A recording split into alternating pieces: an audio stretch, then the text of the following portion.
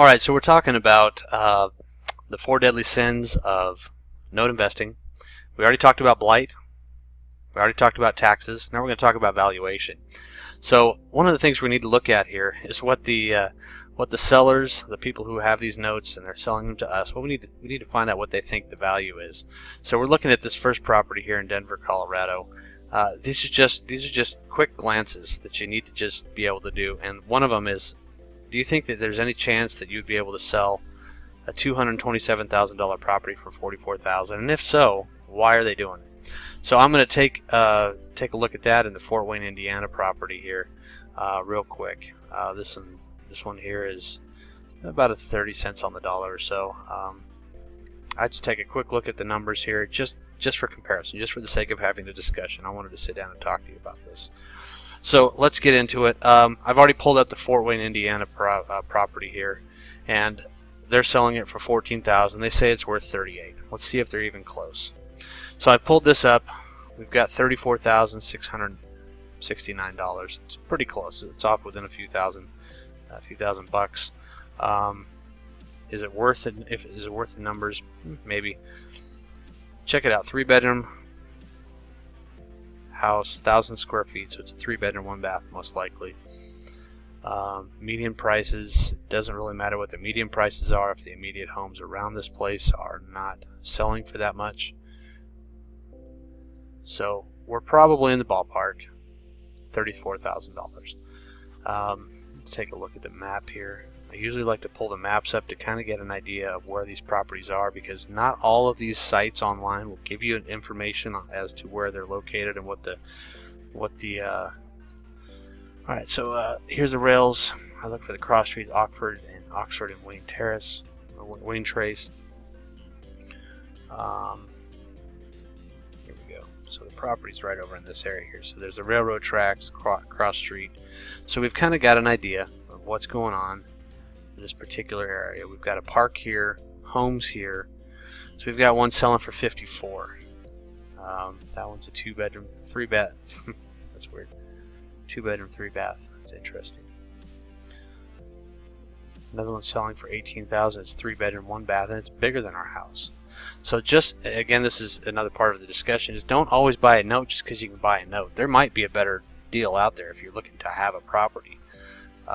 There might be a better deal out here for you to have.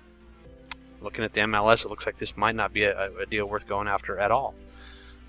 So leaving it at that, this property may not be worth what they say it's worth, even though, I mean, this is not that far away. This is a couple streets down and south. So again, check your comps, check your comparables. This house here, look at this, look at the front of this house here. Nice brick, 2-story house, 3-bedroom, 2-bath, 1,200 square feet, and this is again right next to the park and just a couple streets down from that other house. I wouldn't buy this note. Straight up, I wouldn't even take two more seconds to look at it. The deals that you can find on here are not worth going after. So I would just leave it at that and say adios to this one. So let's I'm going to pause it here. I'll get that other Colorado property put together. Alright, we just took a look at this house down here in Fort Wayne. Valuation was pretty close. Let's take a look at the one in Denver, Colorado here. I've just pulled it up on Zillow, Google, Trulia, and Realtor.com. One of the things that came off is, check that out, they have the Zestimate, the Zillow guesstimate, which are never accurate, has $234,000. The banks thinks this is worth about $227,000. But I want you to dig a little deeper. Don't just take these things on face value, and I'll show you why. This is the bank's information here. This thing sold for 3 years ago, about 4 years ago, for $50,000. So that tells you that something is really weird, especially that this is built in 1952 and it's a condo. So we may not even actually own the property underneath this, which is what maybe this estimate came from, but this is a condo, so we don't even own the house.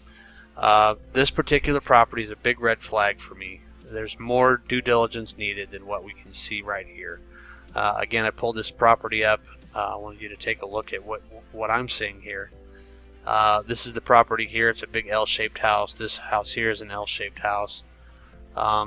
So I don't know. There's not enough information here for me to make a good guess, and there might be something about this neighborhood. I don't know, but I would really dig into this a lot better before I said even to make an offer on it.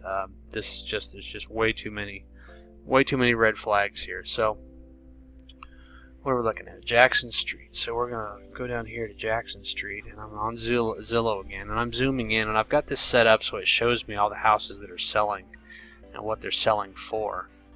And maybe this is accurate. I have no idea how to explain it other than maybe that's the case. So it looks like each of these little units is owned separately. I don't get how that works, but whatever. But it says here that these properties are worth a significantly higher margin than what they should be. I don't know why that is, but I'm going to dig around a little bit more. I'm looking for homes, specifically for homes that are selling. That's a house, $295. That's a house, $335. So there may be something going on with this neighborhood that we don't know about. So I would definitely get on the phone with an agent. This might be a smoking deal for $40,000 where you get a condo that you've got to rehab, and now you own a one-bedroom condo that you can hold. It's a significant discount. I don't know. There's just too much that we don't know about this right now. I would dig in a little further. So anyway, I hope that helps on valuation. Be sure to know the comps, get to know the area that you're working in. Again, take this Google map and drive around your city, drive around this little neighborhood. Figure out if this is something you want to do or not. For me, there's just too many unknowns at this point. So take care. Wish you all the best. This is Jason from Powerhouse signing off on the valuation part of Blight, Valuation, Title, and Taxes.